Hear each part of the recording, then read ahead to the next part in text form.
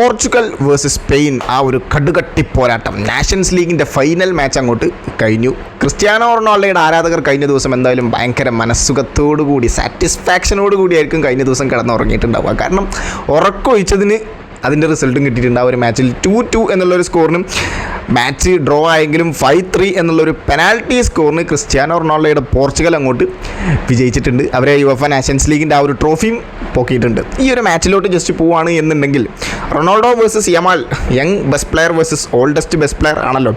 അതിൽ 40 വയസ്സുള്ള Cristiano Ronaldo തന്നെ വിജയിച്ചു. എന്താ പറയുക, ഈ കളിയിലോട്ട് ജസ്റ്റ് പോകുകയാണെന്നുണ്ടെങ്കിൽ ആദ്യം സ്പെയിനാണ് സ്കോർ ചെയ്തിട്ടുള്ളത് ഗോൾ. സ്പെയിൻ അത്യാവശ്യം കുഴപ്പമില്ലാത്ത രീതി അറ്റാക്ക് ചെയ്ത് വരികയായിരുന്നു. പോർച്ചുഗലിൻ്റെ ഒരു എന്താ പറയുക, ഒരു അഡ്വാൻറ്റേജ് എന്ന് പറഞ്ഞാൽ ഫ്രാൻസിനെ വെച്ച് കമ്പയർ ചെയ്യുമ്പോൾ പോർച്ചുഗലിൻ്റെ ഒരു അഡ്വാൻറ്റേജ് എന്ന് പറഞ്ഞാൽ നിക്കോ വില്യംസിനെയും ലമീൻ യമാലിനെയും ആ ഒരു രണ്ട് വിങ്ങിയും കൂടെയും അറ്റാക്ക് ചെയ്യാൻ നല്ല രീതിയിൽ സമ്മതിച്ചിട്ടില്ല. ഓക്കെ, അവരെ രണ്ടുപേരെയും ഉള്ളിലോട്ട് കട്ട് ചെയ്ത് ഇൻസൈഡിലോട്ട് വരാൻ പോർച്ചുഗലിൻ്റെ ആ ഒരു ലെഫ്റ്റ് ബാക്കും റൈറ്റ് ബാക്കും ന്യൂനോ മെൻഡസും റൈറ്റ് ബാക്കും സമ്മതിച്ചിട്ടില്ല അധികം. അതുകൊണ്ടാണ് അവർക്ക് ഇത്രയധികം ഗോൾ വരാതിരുന്നത്. ആകെ ഫസ്റ്റ് ലമീൻ യമാൽ ന്യൂനോ മെൻഡസിനെ മറികടന്ന ഒരു ബോൾ അങ്ങോട്ട് ഇട്ടു. അത് ഓയൻ സബായ് എന്ന് പറഞ്ഞിട്ടുള്ള ആ ഒരു സ്പെയിനിൻ്റെ സ്ട്രൈക്കർ ആ ഒരു ഗോൾ സ്കോർ ചെയ്തും ചെയ്തു. ഇവർ രണ്ടുപേരെയും മറികടന്നാൽ പിന്നെ ഗോളാണ്. അങ്ങനത്തെ ഒരു അവസ്ഥയായി മാറി. ഫസ്റ്റ് അങ്ങനെ ലമീൻ യമാൽ ഒരു അറ്റാക്കിൻ്റെ റിസൾട്ടായിട്ട് ഓയർ സബാൽ ഒരു ഗോൾ സ്കോർ ചെയ്തു. പിന്നെ കുറച്ച് നേരം കഴിഞ്ഞ് ന്യൂനോ മെൻഡസിൻ്റെ ഒരു കിടിലം ഗോൾ, നെറ്റോയുടെ അസിസ്റ്റിൽ നിന്നും ന്യൂനോ മെൻഡസ് ഒരു എന്താ പറയുക ഫാസ്റ്റായിട്ട് റൺ ചെയ്തിട്ടൊരു ക്വിക്ക് ഷോട്ട് നേരെ സ്പെയിനിൻ്റെ ഗോൾ കീപ്പറെ മറികടന്നത് ഉള്ളിലേക്ക് പോയി. അങ്ങനെ 1-1 എന്നുള്ളൊരു ഡ്രോ ആയിട്ട് മാറി.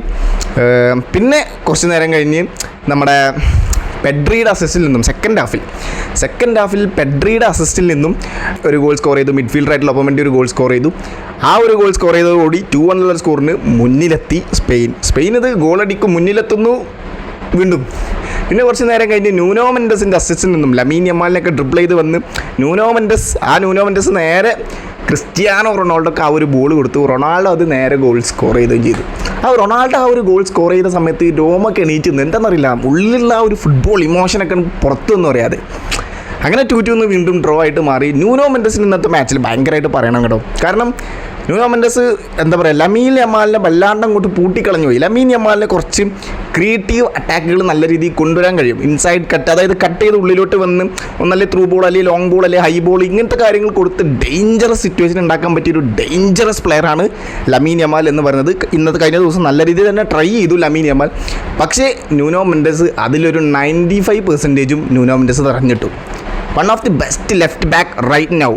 എന്തായാലും അദ്ദേഹം ലമീൻ യമാലിനെ തടഞ്ഞു വെച്ചത്, ഇവിടെ ഈ ഡിഫൻസിൽ ലമീൻ യമാലിനെ തടഞ്ഞത് മാത്രമല്ല, അപ്പുറത്തൊരു ഗോളും ഒരു അസിസ്റ്റും പ്രൊവൈഡ് ചെയ്തിട്ടുണ്ട് പോർച്ചുഗലിന് വേണ്ടി. അതാണ് കഴിഞ്ഞ ദിവസത്തെ പ്ലെയർ ഓഫ് ദി മാച്ചും ന്യൂനോ മെൻഡസ് ആയിരുന്നു. അങ്ങനെ മാച്ച് 2-2 എന്നുള്ള സ്കോറിൽ 90 മിനിറ്റും കഴിഞ്ഞു. പിന്നെ സ്പെയിനിൻ്റെ എനിക്ക് പറയാനുള്ളത്, അവർ 75ാമത്തെ മിനിറ്റിൽ എന്തിന് പെഡ്രെ അവർ സബ്സ്റ്റിറ്റ്യൂട്ട് ചെയ്തു അതെനിക്ക് ഇപ്പോഴും മനസ്സിലാവില്ല. സ്പെയിനിൻ്റെ കോച്ച് അത് എക്സ്പ്ലെയിൻ ചെയ്യാൻ വേണം. കാരണം സെക്കൻഡ് ഹാഫ് കഴിഞ്ഞതിന് ശേഷം പെഡ്രിയിലൂടെ എത്ര നല്ല അറ്റാക്കുകളായിട്ട് വന്നിരുന്നു സ്പെയിനിന്. എന്തിനാണ് പെഡ്രിയെ വലിച്ച് ഇസ്കോനെ കൊണ്ടുവന്നത് എനിക്കിപ്പോൾ അറിയില്ല. ആ പെഡ്രി പോയതോടുകൂടി സ്പെയിനിൻ്റെ എന്താ പറയുക, അവരുടെ കൺട്രോളിലുള്ള കളി അങ്ങോട്ട് പോർച്ചുഗലിൻ്റെ കയ്യിലോട്ട് കിട്ടി. അപ്പോൾ ആ ഒരു പെഡ്രി ക്രിയേറ്റീവായിട്ട് ആ ഒരു മിഡ്ഫീൽഡിൽ നല്ല രീതിയിൽ അറ്റാക്ക് ചെയ്ത് മുന്നേക്ക് വന്ന് ബോൾ കൊടുത്ത് അവിടെ ഗോൾ സ്കോർ ചെയ്യാനുള്ള ചാൻസ് ക്രിയേറ്റ് ചെയ്യുന്നുണ്ടായിരുന്നു. അപ്പുറത്ത് ലമീൻ യമാലിനെ ന്യൂനോ മെൻഡസ് പൂട്ടുന്ന സമയത്തും എന്തിന് പെഡ്രിയെ വലിച്ചു? രണ്ടാമത്തെ ഗോളിൻ്റെ അസിസ്റ്റ് പ്രൊവൈഡ് ചെയ്തത് പെഡ്രിയാണ്.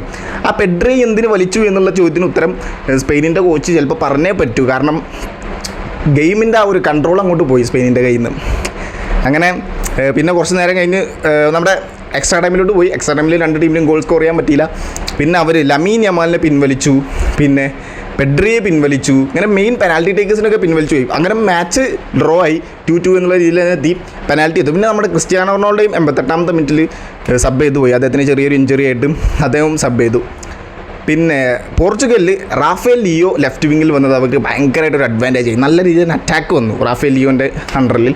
പക്ഷേ അതൊന്നും ഗോൾ സ്കോർ ചെയ്യാൻ പറ്റിയില്ല. അത് കഴിഞ്ഞ് വന്നിട്ട് റൊണാൾഡോൻ്റെ ഗോൾ കഴിഞ്ഞ് പിന്നെ അവർ ഗോൾ സ്കോർ ചെയ്തിട്ടില്ല. അങ്ങനെ കളി എക്സ്ട്രാ ടൈമിലോട്ട് പോയി. എക്സ്ട്രാ ടൈമിലും കുറച്ച് അറ്റാക്കുകൾ ഉണ്ടായിരുന്നു. പിന്നെ ന്യൂനോ മെൻഡസിൻ്റെ ചെറിയൊരു ഹീറ്റഡ് മൊമെൻ്റ് ഒക്കെ ഉണ്ടായിരുന്നു. ന്യൂനോ മെൻഡസ് എന്തോ ഒരു പെനാൽറ്റിക്ക് ഡൈവ് ചെയ്ത സമയത്ത് ചെറിയ അങ്ങോട്ടും ഇങ്ങോട്ടും ഒരു ഹീറ്റഡ് മൊമെൻറ്റ്സ് ഒക്കെ ഉണ്ടായിരുന്നു. രസമായിരുന്നു. ഒരു ഫൈനലിൻ്റെ എല്ലാ രീതിയിലുള്ള കാര്യങ്ങളും ഉണ്ടായിരുന്നു. നമുക്ക് ഭയങ്കര എൻ്റർടൈനിങ് ആയിരുന്നു ഈ ഒരു മാച്ച്. പിന്നെ പെനാൽറ്റിയിലോട്ട് പോയി എല്ലാ ഗോളും രണ്ട് ടീമും സ്കോർ ചെയ്ത് വരികയായിരുന്നു. അവസാനം മൊറാട്ടയുടെ penalty I think goalkeeper save ചെയ്ത് കളഞ്ഞു പോർച്ചുഗലിൻ്റെ. നമ്മുടെ പോർച്ചുഗലിൻ്റെ 5ാമത് പെനാൽറ്റി എടുക്കാൻ വന്ന ആൾ അത് ഗോൾ സ്കോർ ചെയ്യുകയും ചെയ്തു. റൊണാൾഡോ ഒക്കെ ഇങ്ങനെ ആ ഒരു 5ാമത്തെ പെനാൽറ്റി കിക്ക് എടുക്കുന്ന സമയത്ത് അദ്ദേഹം കണ്ണ് പൊത്തി നിൽക്കുക.